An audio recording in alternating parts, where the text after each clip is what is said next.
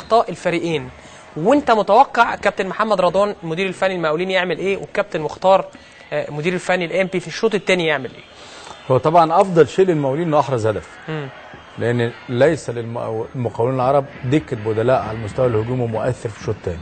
فالخروج بالنتيجه 1-1 اعتقد ان ده يلعب على 3-4 امور بالنسبه للكابتن محمد رضوان. عشان كده يعني الهدف اللي جابه محمد النني انا في رايي هدف قلب موازين اللقاء وقلب موازين فكر محمد رضوان ومختار في الشوط الثاني تحديدا. تمام. دي نقطه. النقطه الثانيه ان المباراه مقسومه والشوط الاول مقسوم على جزئين.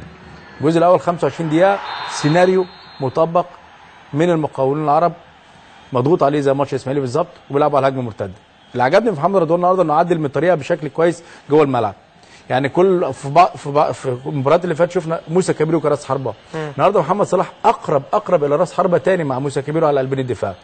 وخلى علاء كمال كوسط ايمن. احنا بنشوف علاء كمال دايما كصانع العاب موجود في الحته اللي في نص الملعب، انما النهارده شفناه بيلعب وسط ايمن قدام باسم علي وجنب عادل والنني ومحمد سماره واخد الجبهه اليسرى.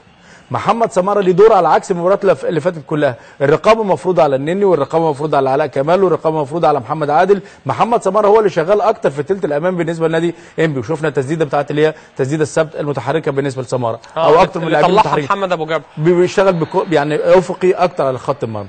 فريق انبي عمل كويس حاجه كويسه في الثلث ساعه الاولى اللي هي ملا نص الملعب بشكل كويس من صبحي وعادل مصطفى وشعبان والعشري.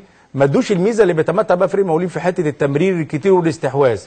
عشان كده المقاولين رد عليهم بهجمه مرتده. اكتر ان فريق ام بيشتغل كويس جدا على عمق الدفاع على طرفي الملعب، لان عمق الدفاع في النني وفي عادل وفي 4 لاعبين مشغلين برده كانوا واحد دفاعيه، فاشتغل عند اسامه رجب وعند محمد ناصر وعمل كرات عرضيه ما يمكن كانت ممكن تبقى مؤثره على فريق المقاولين. فكان في فكرين في المباراه، الفكر الاول للكابتن مختار انه يلعب على الطرفين اسامه رجب ومحمد ناصر، الفكر الثاني محمد رضوان ازاي يلعب على هجمه مرتده ويوقف مفاتيح اللعب.